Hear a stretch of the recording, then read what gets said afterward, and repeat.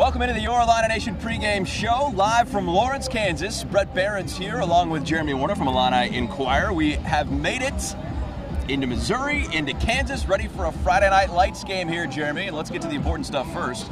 What's been your favorite barbecue so far? Q39 is the undisputed king of Kansas City barbecue. Okay. I reached out to some former Illini from the area. Sure. A couple years ago, Tyler Underwood, Nathan Shielhouse, both suggested Q39. Okay. So that's my go-to spot. Jack Stack's also very good. So they get my filling of Kansas City barbecue last night. You know what? It's all good. I don't know if there's like an undisputed, like, oh, this is the best, because I think it depends what you really like. I mean, you got like your white tablecloth barbecue, which is what I refer to as Jack Stack, even Q39, that a little bit, and it's all delicious. And then you got like, you know, Joe's, like the out of the gas station. That's a little bit different. I've had them all. They're all great. Not all of them, literally, but I've had a lot of them. We got our fill of barbecue. We're ready for some football Plenty of red tonight. meat in my belly right now. And there's never enough, at least that's how I view it, never enough red meat. We're rocking the shades today here in Lawrence. It is a warm afternoon here as we get set for a little Big 12, Big 10 matchup between Illinois and Kansas. I'd say it's mid-80s right now, Jeremy. It's you know, you're rocking the pants and long sleeves here. You're ready to go. I'm in a comfortable press box, exactly. control. See, this guy in the press box here, I'm down on the field shooting the game. But no, it's a great night for football. I don't know if there's a cloud in the sky, and we are ready for some Friday night football here between Illinois and Kansas. And your first thoughts are what? Who thought this would be a big game 2 years ago? I mean, when this was scheduled 8-10 years ago, both these teams were like, hey, let's get a winnable Power 5 opponent on the schedule.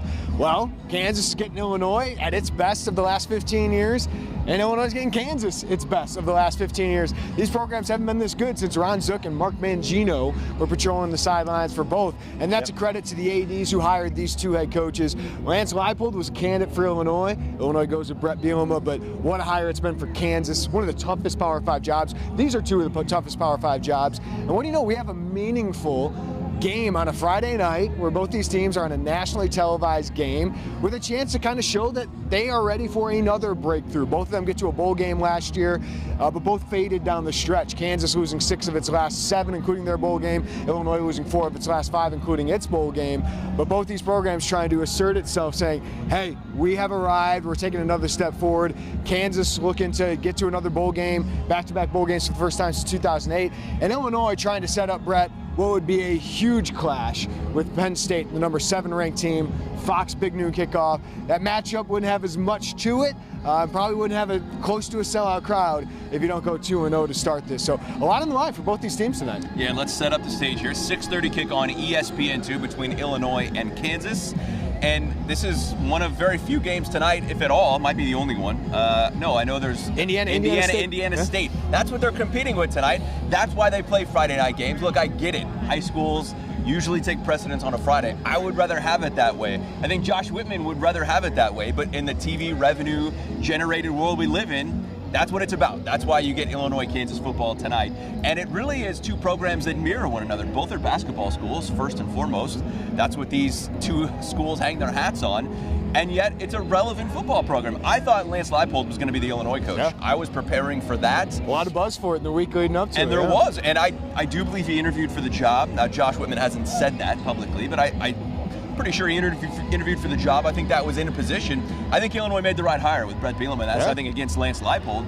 6 Division III national titles at Wisconsin. But these two guys go way back. They've known each other a long time. And I feel like they're trying to build similar types of programs. I thought it was a great hire for both programs. I thought Leipold would have been a good hire for Illinois too. But what made them good hires is at Illinois or at Kansas, you have to get a program builder. I think both of them went for the sexy splash hire, the hire before, with Les Miles at Kansas. Didn't work. Lovie Smith at Illinois. Didn't work. Right? Because you need something to build from the ground up. You need to find what Iowa found in Hayden Fry and Kirk Ferentz. You need to find what Kansas State found in Bill Snyder. And I think both these guys are just no-nonsense coaches. Bret Bielema's probably got some more prestige to him, maybe a little bit better in front of a camera. Lance Leipold's a heck of a football coach. Bret Bielema's a heck of a football coach. And what they're building feels sustainable. It's a little different Lance Leipold inherited a pretty good quarterback situation. He's taking advantage of that with some explosive offense. But what he wants is a physical football program that wins in the trenches. They're still working to get there. Bret Beam, over the last 2 years, certainly has built that at Illinois, inherited some guys that he's developed really, really well. But Illinois wants to get back to that tonight after not showing a really great physicality in the trenches and getting beat in the trenches by Toledo. Both these programs, I think, are trying to assert themselves there. We'll take a look back at that Toledo and what we learned about Illinois, finally seeing them on the field. We don't get to see a lot of training camp, if hardly anything at all, and so that was our first chance, by and large, to see this team as well. We've got some takeaways from that. But the big news coming into this game is Jalen Daniels, the Kansas quarterback expected to play tonight, did not play in the season opener against Missouri State. I think that was planned last week. They have another very good quarterback in Jason Bean, right, who by and large can win them a game. Yeah. And they have two quarterbacks. Funny how Illinois struggled to get a consistent quarterback, and you come into a situation like Lance Leipold did, and you've got two quarterbacks that are very capable. But Jalen Daniels will break down his game coming up, but just the fact that he's playing tonight, I think, is significant for the Jayhawks. Yeah, I mean, he's one of the most dynamic quarterbacks in the country. ESPN had a rankings of the top 10 quarterbacks in college football. He was number 10 on that list. Illinois probably will not play a more dynamic quarterback this entire season. Drew Aller, next week against Penn State, is one of the most talented, more of a pocket passer, 5-star prospect, so he's very good. But you're not going to see a lot of talents like Jalen Daniels. Illinois is probably hoping he gets a little rusty after missed some time last year with injuries as well, was limited through training camp with that back injury. I think he could have played last week, but they knew they would beat Missouri State, an FCS team, and Jason Bean has been very, very capable, a 6-year senior. He was a really good athlete, had a really good season last year. But yeah, Jalen Daniels, you thought DeQuan Finn was a handful, good runner, shaky passer, but had a really good game against Illinois. Illinois gets another good quarterback. So early in the season, they're going to play three of the best quarterbacks they're going to see all year, and Jalen Daniels is a step above what DeQuan Finn was last week. Sounded like he warmed up last week here against Missouri State. I agree with that. He probably could have played, but why play him? And if you don't need to, and they didn't need to, they beat Missouri State, which is a good FCS program, and Missouri State competed. And so now he comes in fresh by and large, hasn't played in a game yet this season, and looking at it, this defense struggled at times to contain DeQuan Finn. How do they manage, how do they learn from what they did last week with an even better quarterback dual threat this week? I think it's the one advantage actually Illinois had in having a game against Toledo and struggling a bit is they found out a lot about themselves in week one. They can make adjustments. You saw Aaron Henry make adjustments in that game that we'll talk about. Kansas did not get tested. I mean, Missouri State actually was in the game at halftime, so they got tested a little bit. One-score game, right? But I don't know how much they learned about themselves in week one. Illinois learned a lot about itself, both good and bad. Good quarterback and secondary. Bad was in the trenches. And I think their game plan last week was clearly, and Aaron Henry talked about this, was to try and contain DeQuan Finn. But I think in doing that, they got less aggressive. And what do we know about Ryan Walters as the defense coordinator? Aggressive, aggressive, aggressive. Man coverage. We're going to send the house at you a lot of times. Our pressure packages, our defensive linemen are going to get upfield. When you watch the film against Toledo, you saw Johnny Newton standing up. You saw the defensive line kind of peering into the backfield. They weren't aggressive in just winning their one-on-one battles. They were looking at the quarterback the entire time, which I understand because DeQuan Finn is such a problem, but you still struggled to contain him, and they established the run game right away.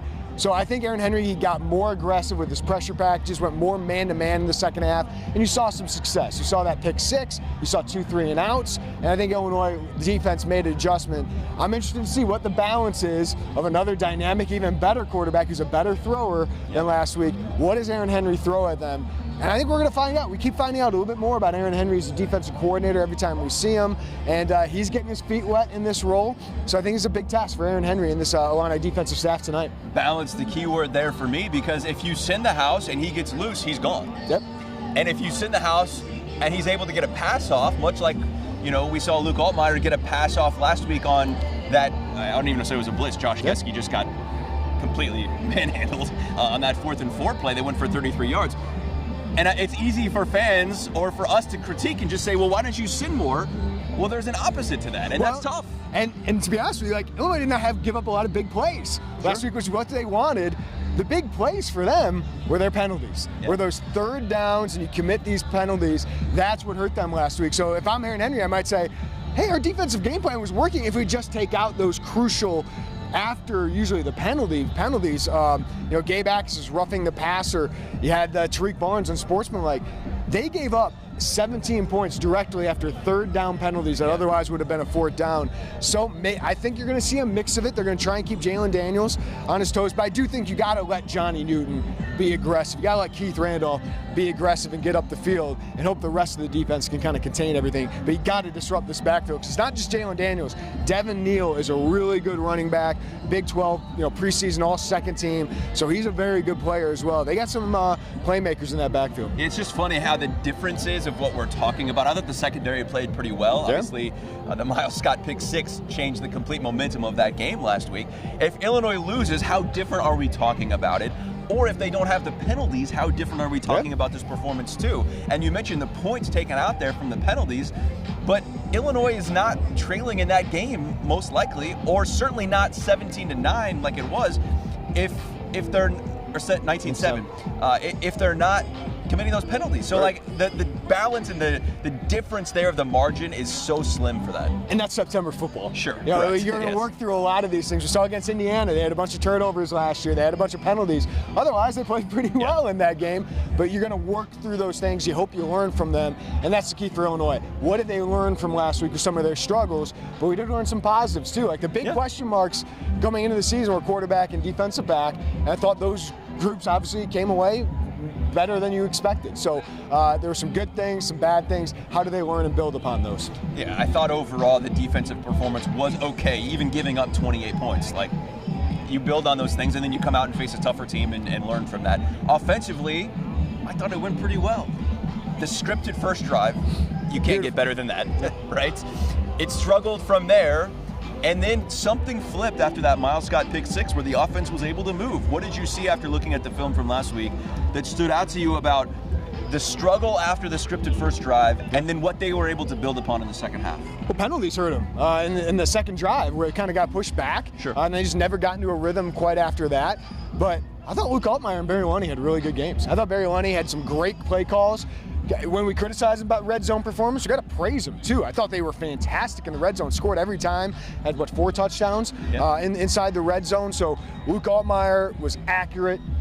He made one big mistake, and we're expecting those, right? First-time starter, he's going to make some big mistakes. He made one. He threw it to Josh McCray, of all people, in triple coverage. Yeah. Probably not where you want to go, but the way he responded to that, Bret, to come back after Miles Scott's pick 6, and then to have 2 touchdown drives, take the lead, then your defense gives up another touchdown, and at 4th and 4, with pressure bearing down on you from both sides, he's able to throw that ball. I thought he showed a ton of poise and toughness, and then you saw his talent shine through. I think we always knew he was talented, but you saw the running game, how he can benefit that. I've been talking about that all offseason. I think this running game is more dynamic because there's more guys who can carry the ball. You don't want him to be the leading rusher all the time, but the fact that he could do that and help your ground game and prolong those drives was great. And he was just really accurate. His wide receivers are pretty good. Yeah. I think he's got a pretty good wide receiver group with Isaiah Williams, Casey Washington, and Pat Bryant.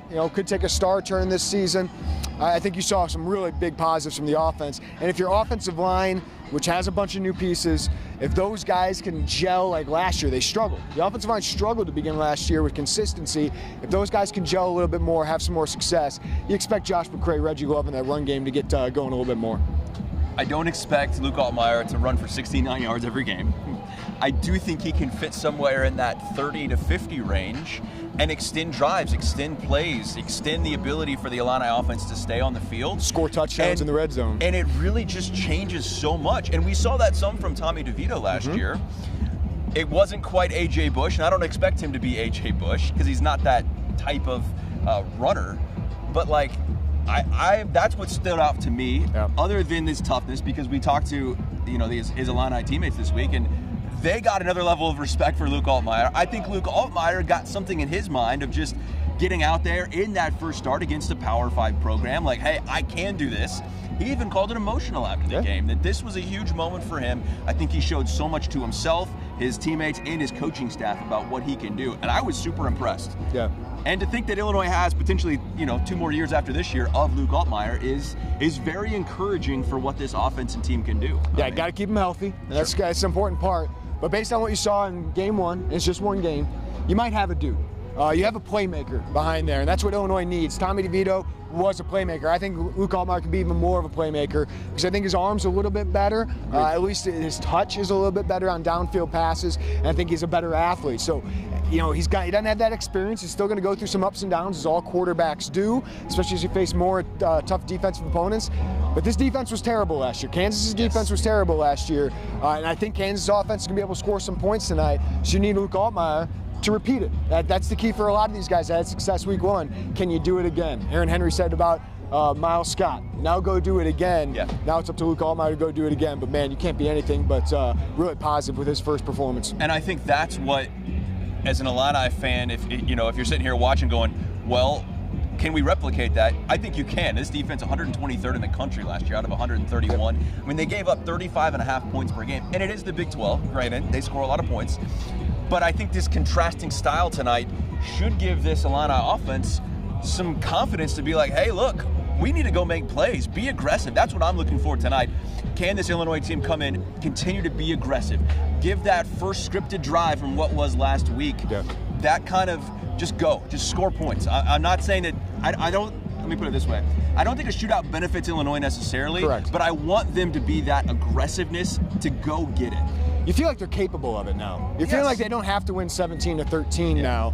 And I think that's something to do with Barry Lunny. I think his offense is a modern offense. And I think with Luke Altmaier and a slowly developing better wide receiver core, you have an offense that can pass the ball. Like, listen, some of these slant passes do not look like it's reinventing the wheel, but it's available. And Illinois just didn't make that look easy for many years. And Altmaier and this wide receiver crew and Barry Lunny made it look a little easy last week. So that's an improvement. The fact that you can move the ball through the air if you're not winning in the trenches. That's going to be really important in the Big Ten play, especially for teams that run these zones. Take what they give you.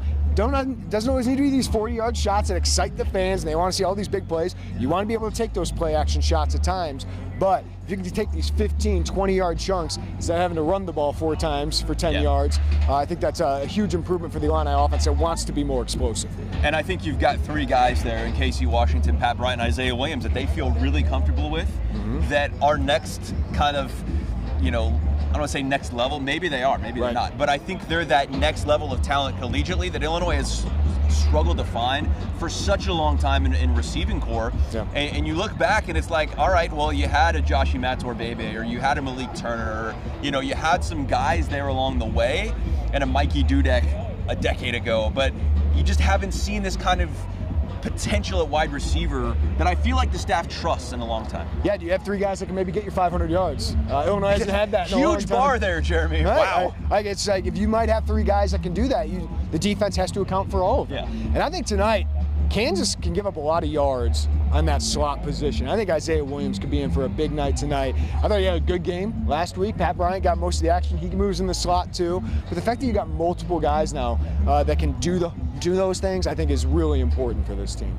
All right, as we get closer to kickoff here, 6:30 ESPN2. Illinois and Kansas tonight. I got 2 things I want to bring up. Injury report. Okay. No surprises there. Matt Bailey did not make the trip. No surprise. Sounds like he is on schedule to potentially be available next week against Penn State. Don't know if he'll start, all of those things, but it sounds like he's on schedule. They didn't travel him because they didn't want to take up that travel roster spot. And Ezekiel Holmes is out for this game. But that means Tyler Strain, we saw warming up, starting cornerback, concussion protocol after last game. He's available and he's going to play. And Isaiah Adams, who had a knee injury towards the end of the game, one of Illinois' best players, and he was one of their best linemen last week. He's available and he'll probably start tonight. Good. Plus, this is the first travel roster we know. And here's the freshman who traveled. For my boy Joey Wagner, Malik Elzy, Sabur Kareem, Caden Fagan, Zach Toby, Kadari Wilcher, Alex Bray, defensive line, kicker David Alano, Jaheim Clark, defensive back, Mac Rusetich, defensive back, offensive lineman, TJ McMillan, defensive lineman, Jeremiah Warren, offensive lineman, Brandon Henderson. So about 10 freshmen on the travel roster. Those are guys that you probably could see on the field at some point this season, or we've already seen them a little bit. I don't think anyone surprised me necessarily in that kind of what we had expected, but it goes to show what they think of the freshmen and the guys who will potentially make an impact on the field. Didn't see Caden Fagan last week. Saw Aiden Lawfrey in a kick return. But that's about it. And Bret said this week that he expects to get those guys some reps. The 2 ones that we're looking forward to seeing, at least from the WCIA 3 viewing area, 2 guys that are local to Central Illinois. Do you believe him? Do you expect those guys to get some reps? I always kind of wait and see on that. I agree. Yes. Because coaches, what do they usually go in close games? They go with guys they trust. And that's why Reggie Love and Josh McCray got the carries last week. To be honest with you, when their offensive line blocked, especially late in the game, I thought those guys had some success, some big 4 or 5 yard gains on that final drive to set up the game-winning field goal. The offensive line needs to perform better. But giving one of those guys, at least Caden Fagan, his first carry against a Power 5 opponent on the road, I just have doubts about it. But I know Bret Bielema is eager to see Caden Fagan on the field. I think Aiden Lawfrey could certainly get involved. He's had some carries in the game last year against Chattanooga. He's a redshirt freshman, and have that speed element. That's one thing they're lacking with Chase Brown not there. Reggie Love, I thought, had a solid first game. Josh McCray, we know what he is. Yep. I think he can wear up on opponents later in games. I think he can be a closer if you get up in this game. But Aiden Lawfrey, do they get him involved with a screen pass, with a jet sweep, with a stretch run? They just don't have those guys who have made somebody miss, and Reggie Love missed some opportunities to do that last week. I think Aiden Lawfrey is probably more likely to me than Caden Fagan in the game plan, just because he's done a little bit more, he's been around a little bit longer. Yeah, I agree with that. These coaches are making a living off guys they trust, all right? Yeah. It's their paycheck too, and I don't think it's anything to do with Caden Fagan or even Aiden Lawfrey. I think they're just going to stick with guys that they trust. That's why Casey Washington plays 50-plus snaps, and Malik Elsie plays 5, even though they're so excited about Malik Elsie. But I expect those guys, the more reps they get, the more they'll play. And I understand too, Illini fans, you got a new toy. You want to see that new toy and see what it is. I would expect Caden to get some reps in FAU. Yeah. We'll see here in a couple of weeks when FAU comes to Champaign. All right, what other areas are you looking at tonight that Kansas brings that is potentially a game changer for them? I mean, for me, it's a lot about their rushing attack is really, really good. Devin Neal, they got the backup running back who's really good. But they get you moving side to side. The defensive line really struggled with that last week. You also want to see those outside linebackers or the linebackers or the safety, whoever it is.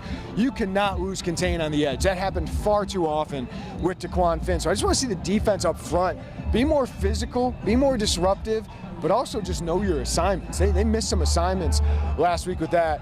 Offensively, I got to see physicality up front. I thought Illinois too often, whether it was the young guys, whether it was the older guys, they need to reestablish themselves in the trenches. I think that's what this game is all about. But Jalen Daniels is a playmaker. He's going to make some plays. It's about how you withstand that and whether the Illinois offense can kind of match those things. And listening to sound from the players and from Lance Leipold this week, the one word they were using was physical. They know Illinois is physical. That's what a Bret Bielema team is.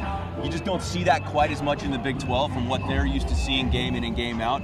I think if Illinois can come in and punch them in the mouth and be physical and let Kansas know that they're in for a dogfight early on, I think you can set the tone in a big way that way. Well, and I know Kansas, they know a bunch of NFL scouts are here. There's about a dozen NFL scouts here for the game. There's an ESPN NFL draft guide for this game. You're in primetime television tonight where maybe a lot of NFL scouts is the one game on that they're going to watch.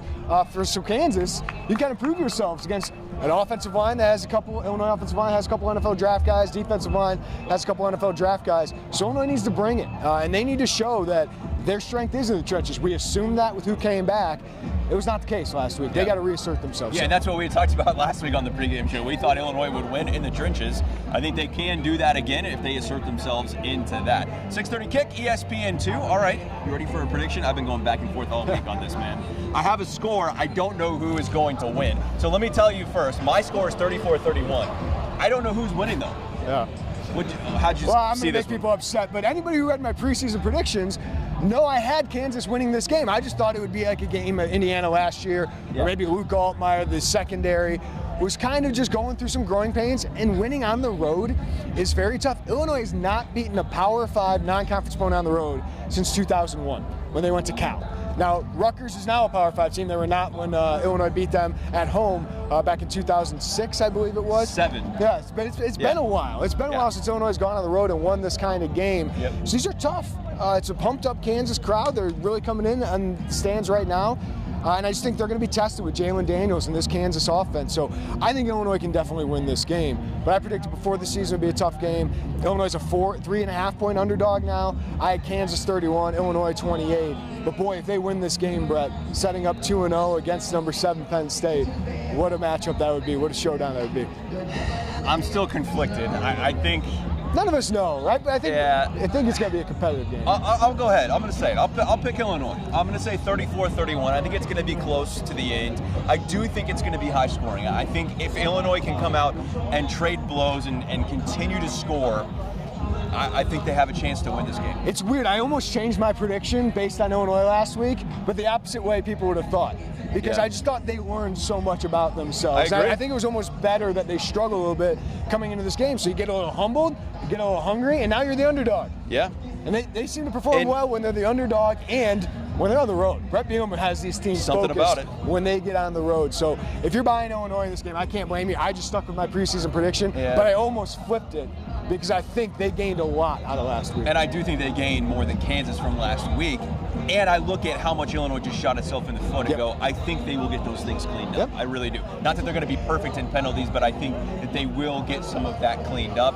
And is it bad to say, like, I trust Illinois' talent maybe a little bit more and Bret Bielema on the road? And they buy into that underdog mentality. That is something that Bret told us this week. I think he likes to push them with that underdog narrative. He knew that they were an underdog. And I think he's been pushing that all week that, hey, everyone's picking Kansas. Everyone against them. At Inquirer, we had 4 or 5 guys do that. I hope he printed that out. And said, guys, look, nobody believes. Like, a lot of people are doubting you now. And getting that chip on your shoulder, I think is really important for this team. It didn't feel like they had it in week 1. Yeah, and it's something about Illinois too, Jeremy, whether it's basketball, football, whatever it is, it seems to be that Illinois plays better when it's the underdog, when it has a target on its back for whatever reason. By and large, it does not play as well. We'll see how it all shakes out tonight. You guys got a ton of coverage, as you always do on Illini Inquirer. What do you got to read leading up to game time? You still got about an hour and a half. Yeah, we got a preview and picks. We got our VIP over and unders. Got a little bit of recruiting information up there. Okay. Of course, we got our game thread. We're hearing Brad Underwood going to be here tonight. I was told that. We also hear Super Bowl champion Nick Allegretti made the 45-minute drive over from Kansas City. So he'll be in attendance tonight. So cool to see those guys. Yeah, that'll be great. And Bill Self also supposed to be here is what I was told. So we've got that Kansas-Illinois scrimmage coming up October 29th, I believe it is. All right, I'm going to ask Brad Underwood, when are you scheduling the home and home with Kansas? When are you and Bill getting that together? Because we need to come back here. Have you been to the Fog? No, I've never covered a game at Fog. So we need to come do that at Allen Fieldhouse because I hear it's the best atmosphere. It is. I've just been there for a game to watch, not covering a game, and it's been my favorite arena. I've been to a lot of them. We've been to all over the place, and it was definitely an awesome environment. So, Brad, let's get that scheduled because we'd love to do that. All right, check out Illini Inquirer. For Jeremy Werner, I'm Bret Beherns. We will be back here after the game, streaming Bret Bielema's post-game press conference. We got a little thing that Jeremy doesn't have to deal with, and that's called a deadline on Friday Football Fever tonight. We got a dozen plus high school games. Andy and Bryce holding down the fort back in Champaign. They'll have you covered there. We'll have all sorts of coverage here coming up from Lawrence tonight. Enjoy the game, 6:30 ESPN2, Illinois and Kansas. Thanks so much for watching.